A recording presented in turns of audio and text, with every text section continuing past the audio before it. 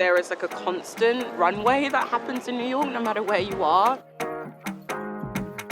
You could be uptown, downtown, Queens, Bronx. People show up and really take their style quite seriously.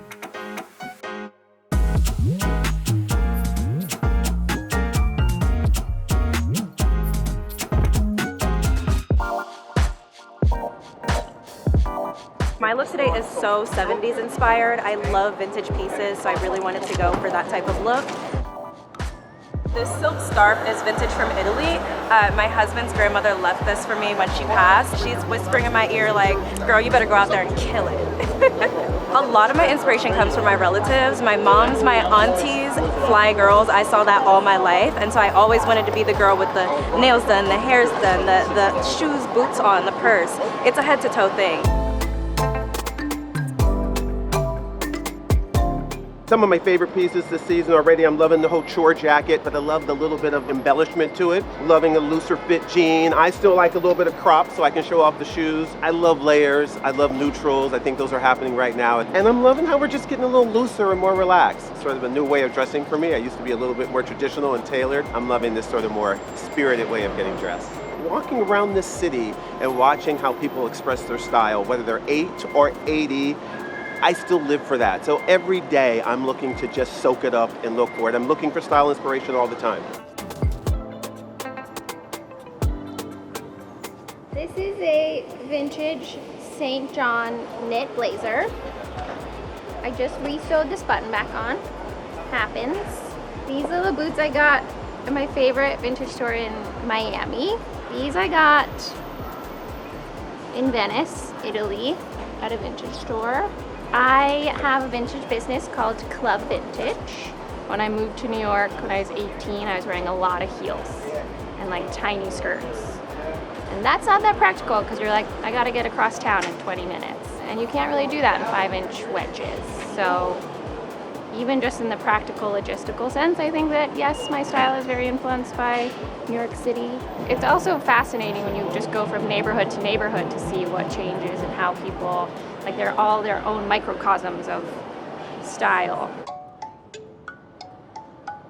Someone who loves fashion but is also plus size, it's often really difficult, pretty scarce.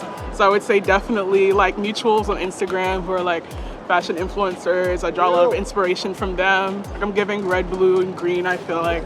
That's the primary moment today. This is a Moa Lola hat, indie Nigerian designer. This is probably one of my new favorite statement pieces. It's nor black nor white. The embroidery on the pants is just really, really cool. My nails are like always a little statement piece. I think what's most unique about New York style is that there's so many people so densely concentrated. And so I think what I find really cool is that you could be just sitting somewhere and see someone walk by and that can just strike inspiration for you. So I feel like in many ways, like the city is a walking mood board. I live in Brooklyn, so I feel like there's just like a lot of black and brown creatives who just have amazing styles. Like a lot of queer and trans folks who just like, I think been the leaders of fashion in New York as well. This is a Junior Watanabe, a Jean Paul Gaultier skirt, and it's like a demonia, my sock for the Balenciaga Crocs platforms, and a Balenciaga bag as well. I think the special piece is this ring, because I got it like maybe around 10 years ago as a little toy.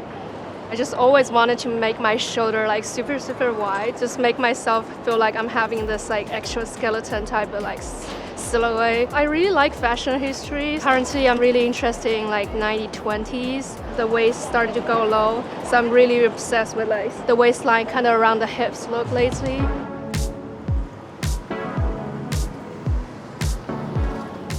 I'm wearing a like late aughts Prada top that I got from Laura Kaleji down the street. This is a vintage diesel skirt, and this is a Kiko Kasanov belt and vintage Prada biking boots that me and all my friends have, and a Georgia Kimball angel necklace. My most cherished pieces are probably like my earrings, which are La Mer. I'm like an anti-functionalist, so it's like nice to have something that doesn't make any sort of like functional sense for my look. Like it just kind of like sits here. I have some friends who are encyclopedias of fashion, know like every single show. That's not really me. I look basically like left and right. The sheer amount of people you see on the street, it could be like a really old person who's wearing something that I think is really, really cool, like an oversized bomber jacket with like really baggy slacks. That stuff is really like invigorating to see at all times. The hat is custom made for me by a friend who is based in Finland, where I'm also originally from. And I wanted her to make a crochet hat for me with smiley faces because they make me happy. The biggest inspiration behind this outfit was Achilles Ion Gabriel. He is the designer for Camper Lab shoes, and he loves to wear full denim outfits and baggy oversized things. So I think I was pretty much thinking about him when I was dressing up. I really love neutral colors, earth tones, and I also love texture, like my shirt. I really love to layer, but not too many because it's really hot outside. I love a pop of color, which is where the bag comes from. I am a Brooklyn magazine writer, so I write mostly fashion and music, so I get my inspiration from the people that I interview and I speak with and my collaborators, and I really look to them for my style. The bag is Homagier. It's made by Antoine Manning, and it's actually based off of a banana. And I thought it was just a regular banana bag, but really the meaning behind it is enjoying the fruits of your labor. So I think that meant a lot to me. There's nowhere in the world that has style like New York. The colors, the textures, the dimensions of New York City style is what makes New York, New York. I live on a farm sometimes, so I like to keep a little bit of that in my outfit, and I'm also a street style photographer, so I need to be comfortable. I'm from Georgia. The thrifting there is really good and really cheap. Oh, this is my Stella necklace. My doggie's name is Stella, and I love her. I always get rings when I go on trips. Yeah, I just like everything to feel important to me. I don't buy things that are just like frivolous that I'm gonna wear once. It doesn't feel me. I'm not gravitating towards it. I favor kind of classic things that have like a twist. So this denim skirt is a denim skirt, but it actually has like a tulle underlay. That's kind of how I choose most pieces in my wardrobe. It's like, how can I subvert a classic? This signet ring, I'm British, if you can't tell, and signet rings are like a little bit of a British jewelry and iconography mixed together in one, and my friend makes them, and this one's custom for me, so it has my initials and just lots of different symbols that are like specific to me.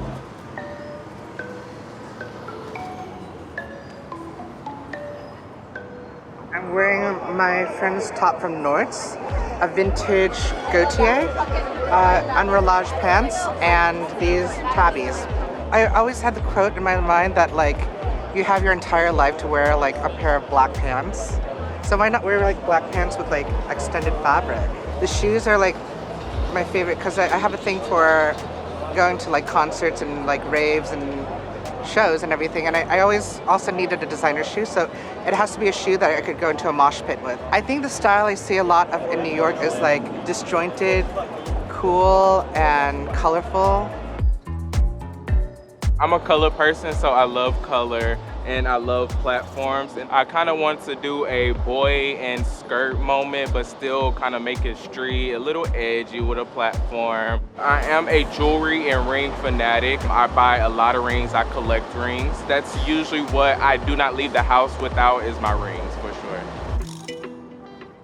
This is actually from Etsy. It's a little octopus ring that my boyfriend got for me. They're one of my favorite animals, and I wear this almost every day. This is like my little lucky charm. I'm usually like very into neutrals, but I saw this dress, green's my favorite color, and I just bought it on a whim because I was like, this is different for me, and it's now one of my favorite pieces in my wardrobe. We're at the corner of Lower East Side, Chinatown, and Two Bridges. The real estate is being taken up by a lot of really cool designers. Of course, Bodhi is here, Susan Alexandra is here. There's a lot of space to show color, show new design in the neighborhood. I'm all about like color, as much color as possible, and glitter. So I have YSL glasses. This is a custom Judith Studios NYC from the Lower East Side dress, Moschino bag, and then these are Circus New York. This is my best friend one of my first friends that I ever got when I moved to New York City. And the community around this designer is like one of celebrating, uplifting, supporting trans people. It's absolutely dopamine dressing. I feel like as a trans person, pretty early on in my transition, I'm just reconnecting with like my younger self. I really think about like what would younger Blossom have wanted, and this is what younger Blossom wanted, and she's happy, I'm happy.